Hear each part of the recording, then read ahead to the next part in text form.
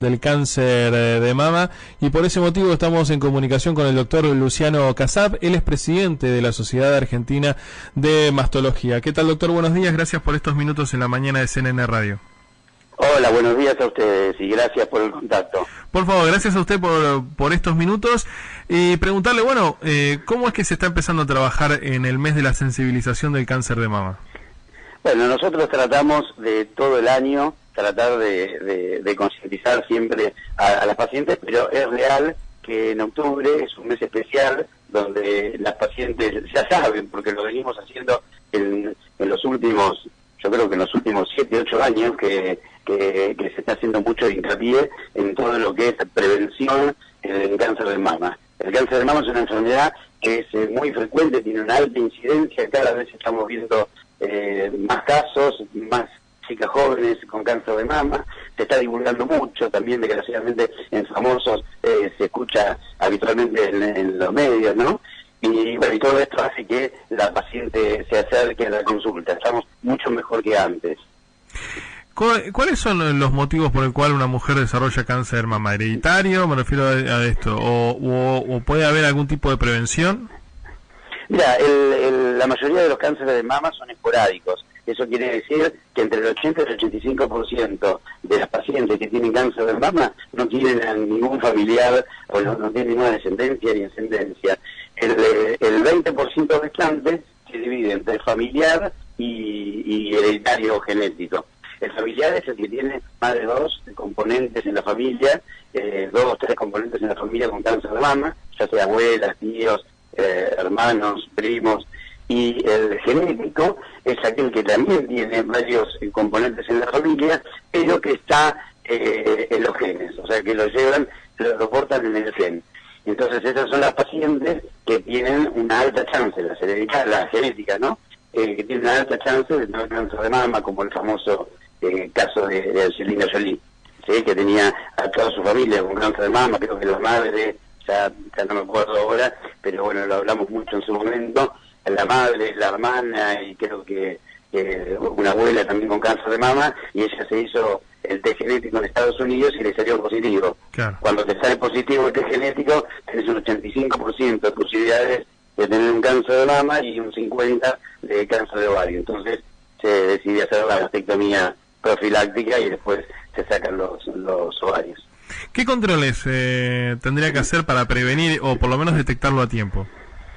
Bueno, mira, lo primero, la mamografía es un estudio que hoy es accesible prácticamente en todos lados. Es verdad que en los centros urbanos hay más posibilidad y mejor acceso a los estudios, y más cuando la paciente tiene algún tipo de cobertura, y se complica un poquito cuando uno se va alejando, ¿no?, de los centros urbanos. Pero bueno, la mamografía es el arma especial que tenemos como para detectar a tiempo la enfermedad, que hoy detectar a tiempo es bastante controlable y curable. Después le sigue la ecografía, y en algunos casos especiales, en donde hay una herencia importante o donde hay lesiones que no se pueden definir bien con estos 2 estudios primarios, que serían la mamografía y la ecografía, se utiliza la resonancia magnética.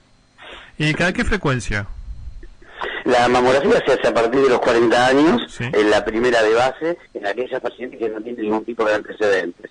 Cuando tienen antecedentes se adelanta un poquito 10 años, se hace por ahí la primera de base a los 30 años y se hace la mamografía y la ecografía que se repiten después anualmente, ¿sí? Hasta los 70, 75 años, cuando hay una expectativa que supera los 5 años, si no ahí ya se deja de hacer.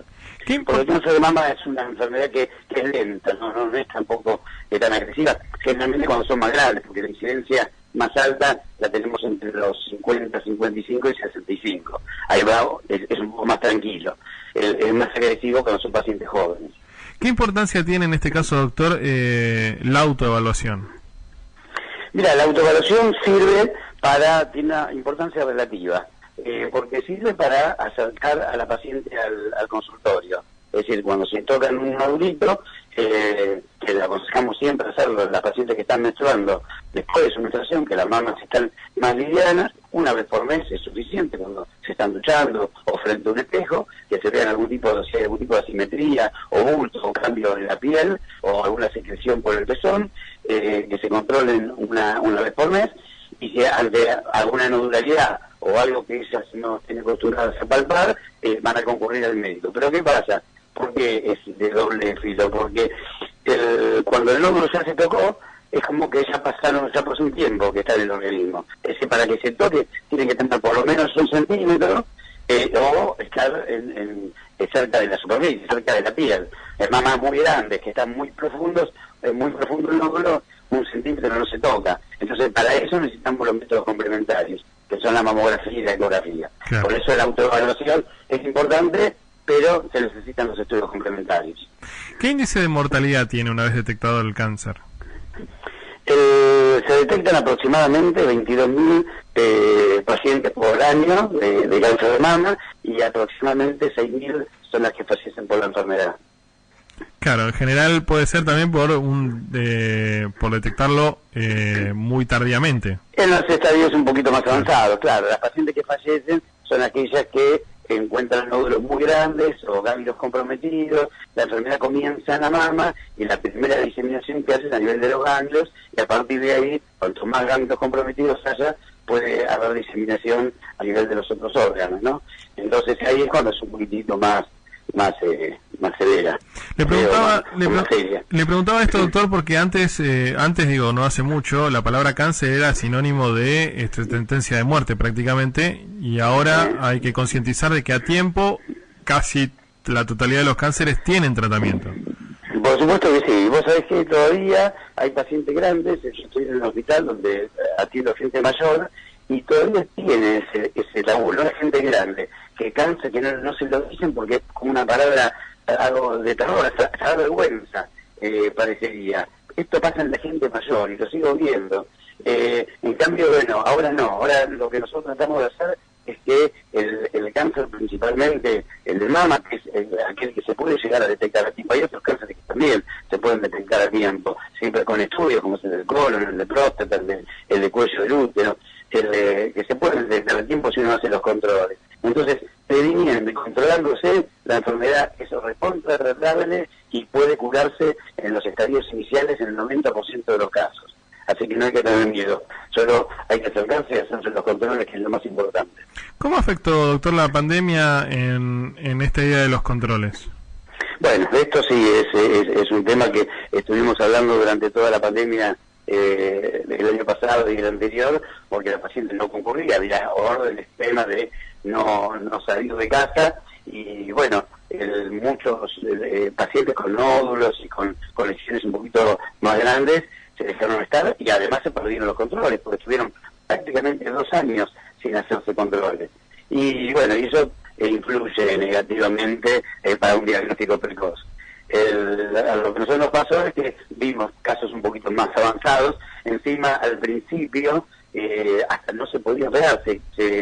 No sé si lo recordás, pero en el 2020, cuando se empezó en marzo, operábamos únicamente por ahí estadios un poquito más avanzados o pacientes comprometidas. Claro. Pero en los estadios iniciales los tratábamos de estirar 2 meses, 3 meses, porque viste que antes se decía, bueno, en 3 meses ya se va a poder, en 4 meses, sí. Bueno, ya tenemos 2 años, ¿no?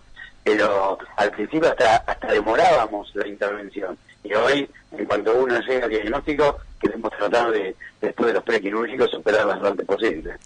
Entonces, doctor, a ver si anoté bien. Entonces, una mamografía una vez por año, a partir de los 30 si tengo antecedentes, y de los 40 si no tengo... Si... Y de los 40 para la población general es a partir de los 40 años. Y para la gente que tiene antecedentes muy marcados familiares, se hace la primera a partir de los 30 años, y después se va repitiendo de acuerdo a las características de la mama, si uno encuentra algo, entonces se van haciendo un poquito más seguido. Pero si no, anualmente es más que suficiente. Así de sencillo, igual. Y ya con eso prevengo un montón de cosas, al igual que los chequeos anuales. En general, recomendamos acercarse al médico y hacerse un chequeo anual, no cuesta nada. Para todos los órdenes de la vida y de la salud, el chequeo anual va a salvar vidas en cualquier sector de la economía del cuerpo, ¿no? Doctor, vamos a estar al pendiente de este mes de la sensibilización del cáncer de mama. Agradecerle estos minutos con CNN Radio para la Costa Atlántica. Al contrario, gracias a ustedes por la difusión, que esto es muy importante para diagnosticar a tiempo esta enfermedad. Un abrazo grande, buen fin de semana. Que tengan buen día. Adiós. Hasta luego. Estábamos en comunicación con Luciano Casap, presidente de la Asociación Argentina de Mastología, a raíz de octubre, el mes de la sensibilización del cáncer de mama.